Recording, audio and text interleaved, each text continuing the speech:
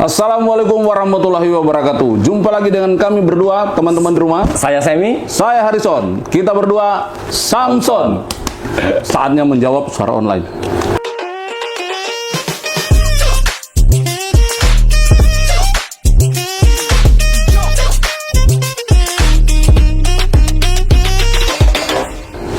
Nah, Sam, ini kan beberapa hari terakhir ini nih ada satu video cukup viral ya.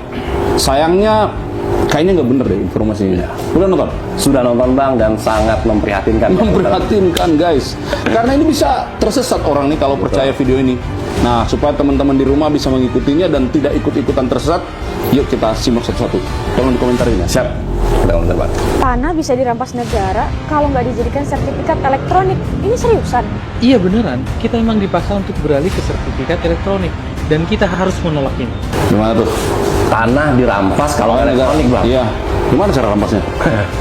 Ini agak menggelitik ya, Bang ya. Padahal kayak kita dari awal kita sudah mensosialisasikan program sertifikat elektronik ini, kan kita sudah menginformasikan bahwa prosesnya panjang, dilakukan validasi, kemudian diterbitkan sertifikat elektronik oleh kantor pertanahan. Itu pun kita sudah umumkan bahwa sertifikat belangku lama masih tetap berlaku. Tidak akan ditarik oleh pemerintah. Berlaku, Bapak Ibu. Apalagi tanahnya ya, Bang. Tidak mungkin ujuk-ujuk pemerintah kemudian mengambil alih tanah masyarakat. Bagian perampasan oleh negara itu rasa-rasanya tidak mungkin ya, guys, karena pendaftaran tanah itu masuknya dua. Satu penguasaan fisik, satu secara yuridis. Jadi yuridis lah itu yang kemudian menjadi elektronik, tapi tanahnya kan tidak pernah menjadi elektronik. Betul. Penguasaan fisiknya masih loh. Jadi gimana cara rampasnya?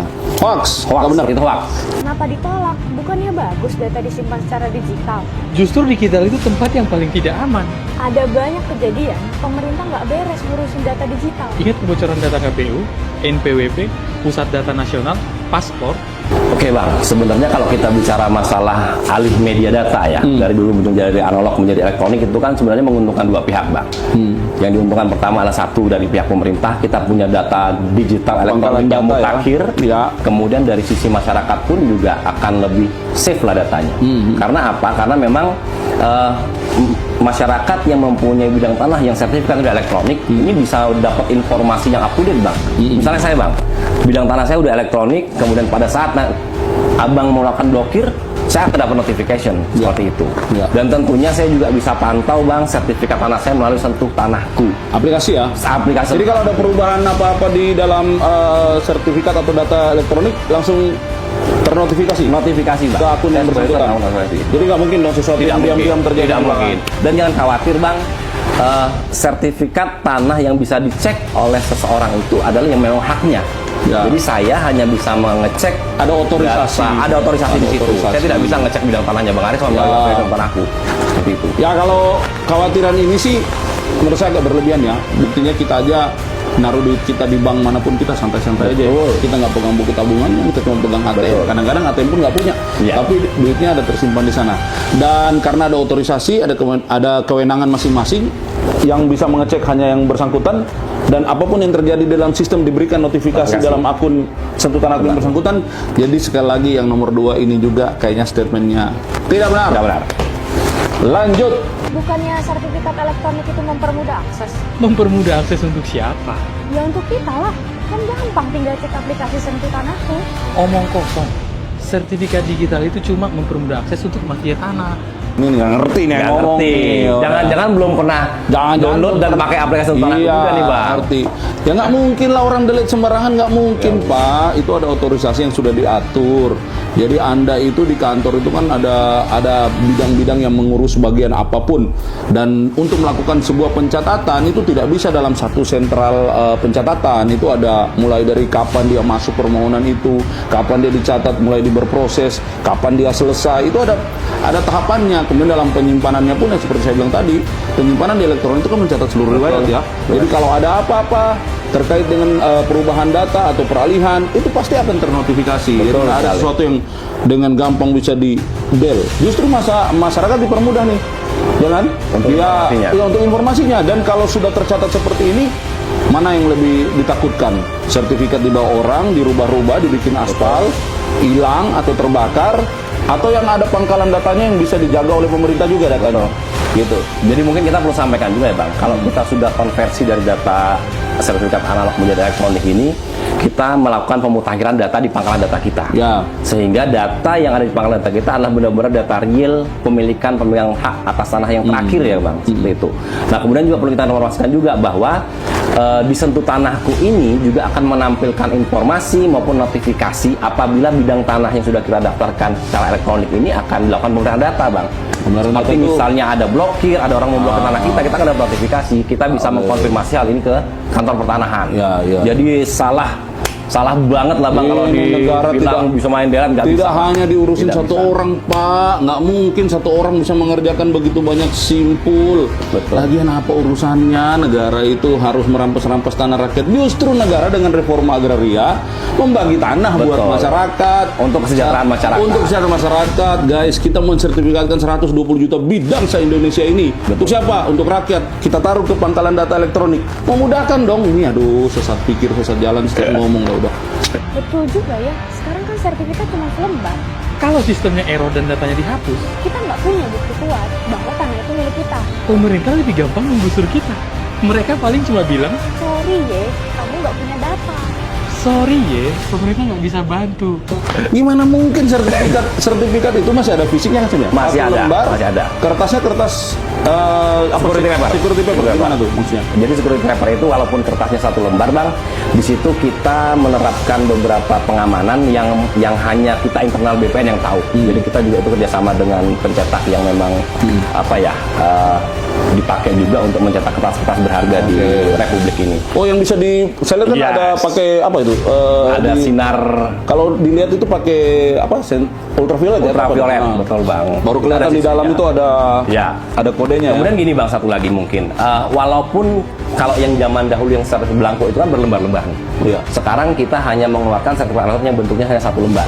Tapi kita tidak menghilangkan informasi apapun Bang di pangkalan data kita. Informasi sama dengan Ya. sertifikat analog itu. Betul. Jadi memang di sertifikat elektronik ini kita hanya menampilkan terkait dengan informasi pemberian hak pertamanya dan status proses pemeliharaan data terakhirnya. Tetapi kita di database kita di pangkalan data kita tetap menyimpan Bang riwayatnya seterusnya.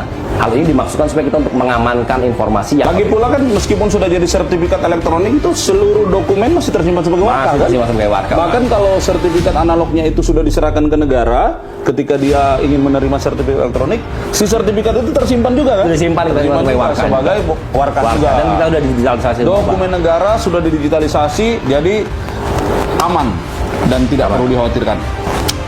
Jadi siapa yang diuntungkan dengan sertifikat digital? Mafia tanah, pemerintah, dan developer besar. Nah, karena mereka bekerja sama membangun proyek besar.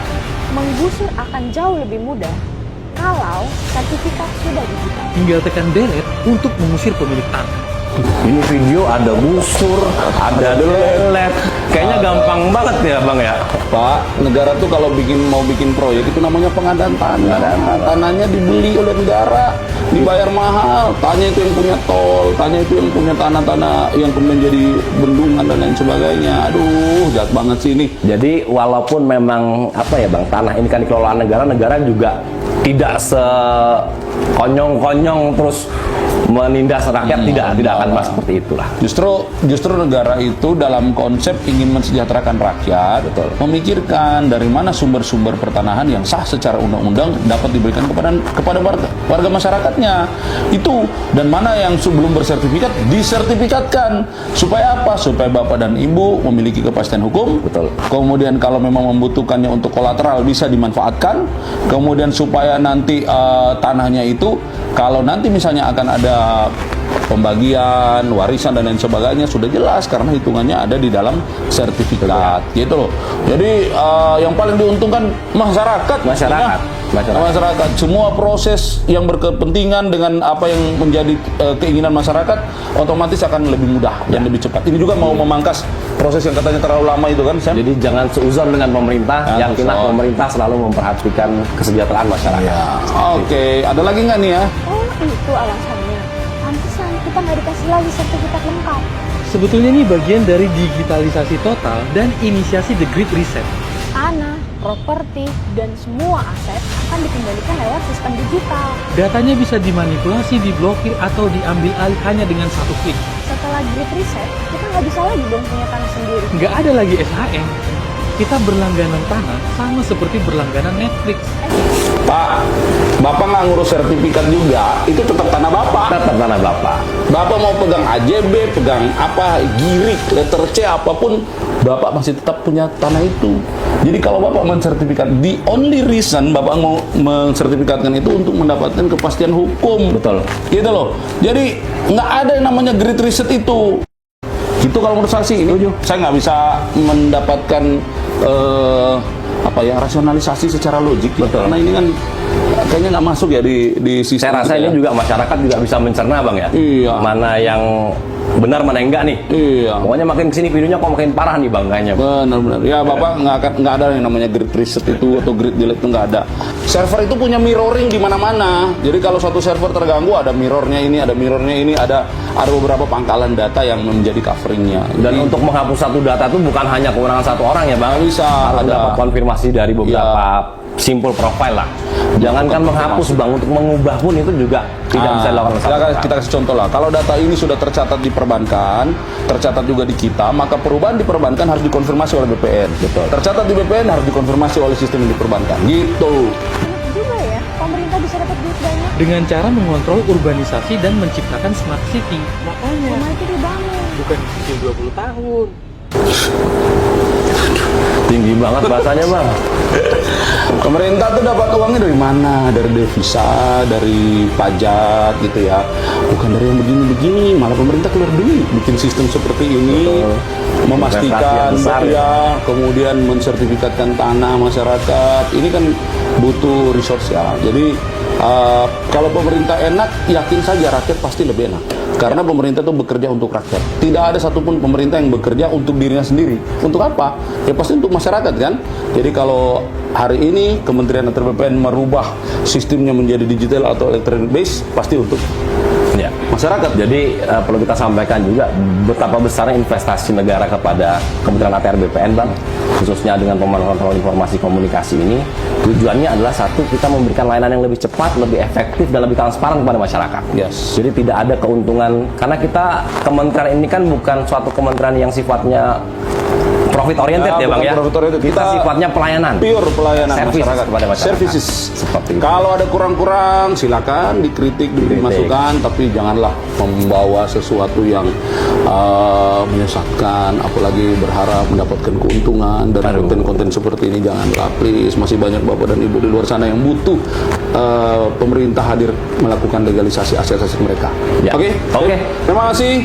Semoga konten-konten yang beredar adalah konten-konten yang mengedukasi dan bukan konten-konten yang membuat masyarakat semakin Oke, tersesat. terima kasih. Saya Emi. Saya Harrison. Kami berdua Samson. Saatnya menjawab suara online.